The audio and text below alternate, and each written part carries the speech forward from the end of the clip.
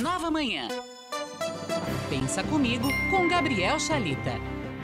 O Gabriel Chalita, que é filósofo, professor, escritor, toda quinta-feira ajudando a gente a pensar. Bom dia, Chalita, tudo bem? Dia. Vamos falar de temperança hoje? Estamos na série das 7 virtudes. Hoje o tema é a temperança. O que é temperança, Chalita? Vocês dois têm algum problema com gula? Assim, eu flerto um pouquinho, né? Eu gosto de comer, Eu Chalita. diria que com doce tem um problema. Então, a gente estava falando, né, primeiro sobre os 7 pecados capitais, né? Soberba, avareza, luxúria, ira, gula, inveja e preguiça. Agora a gente está falando sobre as virtudes, e a temperança é uma virtude que vai contra a virtude da gula. Agora, é interessante que a virtude da gula, ela não se relaciona só à comida ou à bebida. A virtude, o pecado da gula, né? Não a virtude da gula, o pecado da gula se relaciona aos que os gregos chamavam de híbris, aos exageros. Tudo aquilo que se relaciona com fastio, eu quero de forma exagerada. Então, o contrário, né, da gula, que Tomás de Aquino coloca como temperança, é a virtude em que você dá um tempero para a sua vida. Da mesma maneira que se você colocar sal demais numa comida, vai ficar ruim para você, ou açúcar demais, ou sal de menos, ou nada de açúcar. Você precisa temperar, saber colocar o tempero certo, né? O bom cozinheiro, né, das comidas sabe colocar aquele tempero que vai fazer com que a comida seja agradável. O bom vivente, na visão de Tomás de Aquino, é aquele que sabe temperar a sua vida. Não exagere em nada, né? Essa palavra dos gregos que ele usa também, que é híbris, que está ligado a fastios, exageros que eu desenvolvo. O nosso Mauro estava hoje inspirado, né, ao falar de política, falando de Schopenhauer, de filosofia. Que chique, hein, Mauro? Eu sabia que você ia chegar, Chalita. Eu falei, vou caprichar hoje aqui. Papo cabeça, hein? Essa hora. Papo cabeça. É bom, é bom. É bom, né? Schopenhauer dizia o seguinte, né?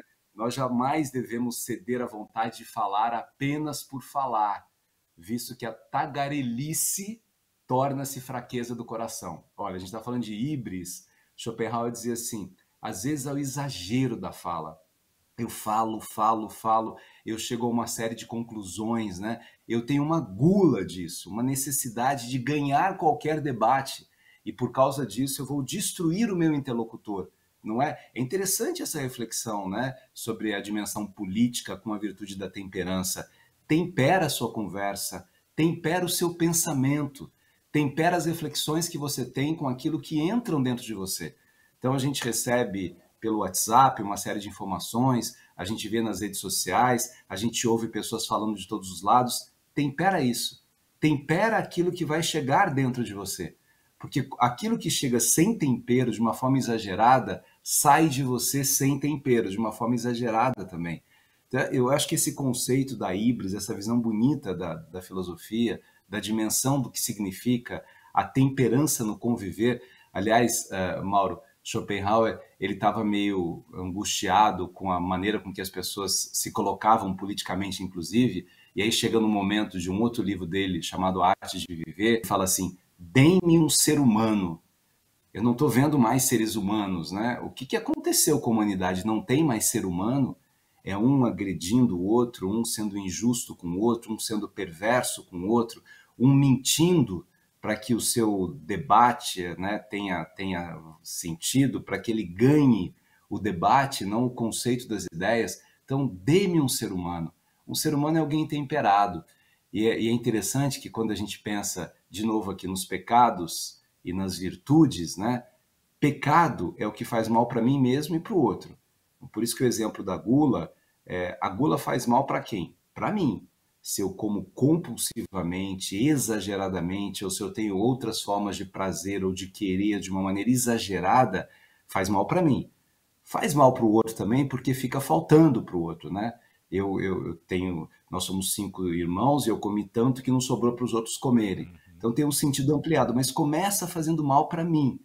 E a virtude é o contrário disso. é aquilo que faz bem para mim e fazendo bem para mim faz bem para o outro, porque eu vou temperando as relações humanas. Acho que a gente pode tirar, né? Se a gente pensa na gula, só aquela pessoa que acorda com vontade de comer demais, mas não, os exageros nos fazem mal. Híbris, todas as formas de exagero fazem com que a gente desaprenda um pouco o prazer de viver. Vamos pensar de novo na gula como metáfora, como exemplo, né? Veja, eu terminei uma refeição e aí eu fico um tempo sem comer. Nesse tempo sem comer, eu estou temperando um pouco o meu dia. Aí eu vou chegar no final do dia, no café da tarde, aquele pão com manteiga, né? O ovinho que eu vou comer, o café que eu vou tomar. O próprio fato de eu ficar um tempo sem comer, eu tenho um prazer daquele alimento que vai dentro de mim. Agora, se eu acabei de almoçar, eu como uma coisa em cima, uma outra coisa, eu não tenho mais prazer, eu tenho compulsão. Assim é na fala, assim é nas compras, assim é na relação que eu tenho com os outros, né? Temperar a vida, isso é Thalita, temperança.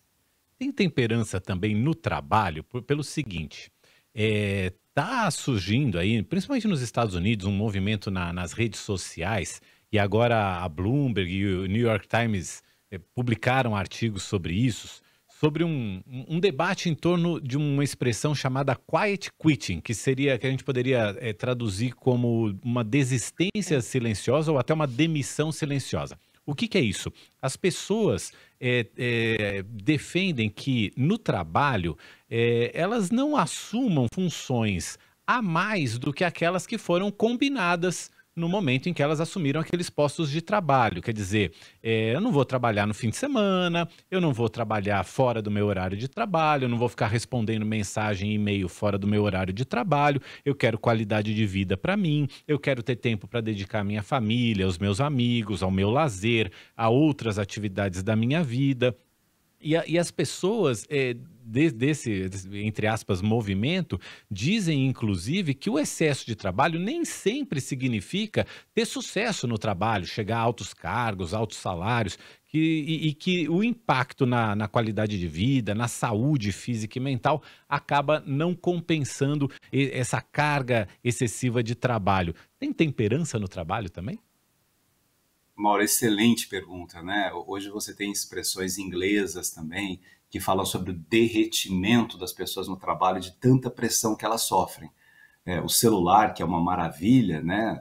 Tantas pessoas nos acompanhando agora pelo celular também, que nos ajuda a pagar contas, a falar com outras pessoas, a ver outras imagens, a pesquisar, pode nos levar a um exagero profundo em que eu não consigo mais me desgrudar desse aparelho. Você vai para o mundo do trabalho, né? Antigamente você ia, trabalhava, ia para casa e esquecia um pouquinho aquilo. Hoje o celular te faz lembrar o tempo todo, porque você está em grupo de WhatsApp. Então as pessoas vão te localizando, né? Você recebe e-mails, recebe mensagem, recebe pergunta, e aquilo vai te exagerando de uma maneira que você não tem mais um outro existir além daquele ambiente. E como você tem medo, né? Medo de ser demitido, medo de não ascender, medo de não dar certo, a gente vai exagerando nas maneiras com que a gente atua no universo do trabalho. Isso é ruim. Há muitos países estudando o aumento do índice de suicídio, né? A gente teve um episódio em São Paulo, no escritório de advocacia também, que as pessoas começaram a refletir, será que eu posso exagerar no tipo de pedido que eu tenho para um estagiário que está começando a trajetória? Será que essa competição exagerada não gera um cansaço, né? Um desespero interno dentro de mim mesmo? Um medo de não dar certo, um medo de que as pessoas me achem inferior, demorei para responder. E aí vem a atitude dos líderes, né, daqueles que coordenam os ambientes de trabalho, que lideram os ambientes de trabalho, que também precisam ter temperança, que também precisam compreender que aquela pessoa tem família, tem direito de namorar, tem direito de ir ao cinema. A pessoa vai e fala assim, faz 2 horas que eu mandei e você não respondeu. Ele estava vendo um filme. Saiu do filme, está no final de semana, o desespero, às vezes, no WhatsApp, né? A ausência de temperança faz com que você não consiga ler o WhatsApp. Você pega, assim, as mensagens. Hoje, os cursos de oratória começam a trabalhar com compreensão de WhatsApp. Olha que loucura. Que legal. Você está tão tenso que você começa a ler o WhatsApp, você já sai xingando, vai respondendo antes de terminar a leitura disso. Ou a pessoa manda mensagens desencontradas. Olha, temperança vale em todos os lugares, né? E eu não acho que a pessoa vá ter essa ascensão tão grande porque ela está disponível 24 horas. A gente tem que se dar dignidade também, né? Sou educado, sou elegante, mas eu tenho um limite daquilo que eu posso fazer fora do meu ambiente de trabalho. Gabriel Chalita ajudando a gente a refletir, a pensar juntos aqui no Nova Manhã. Os moderados. Chalita, obrigado por hoje. Os temperados. Os temperados. Semana que vem de temperados. admiração. Do De que, admiração. Um dos pecados, admiração. Um dos Admiração. pecados capitais de pecados envergonhados é o da inveja. A gente Sim. falou sobre a inveja já. A admiração é o contrário da inveja. Ai, né? gosto desse Admirar assunto. Gosto. Eu olho para gosto. vocês dois com amor, por exemplo, admiração. Ah, Ai, eu e também, é a recíproco. recíproca é verdadeira. Eu também, Chalita. Valeu, Chalita. Obrigado por hoje. Nós e uma legião, né? Os ouvintes também. Até semana que vem. Até. Só tem elogios e corações pro Chalita aqui no chat.